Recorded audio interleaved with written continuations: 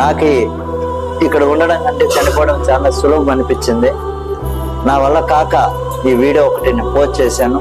Post చేయడంతో మన నారా లోకేష్ బాబు గారు స్పందించి ఈ విధంగా గొప్పగా సాయం చేసి నన్ను ఇండియాకి తీసుకొచ్చారు సార్.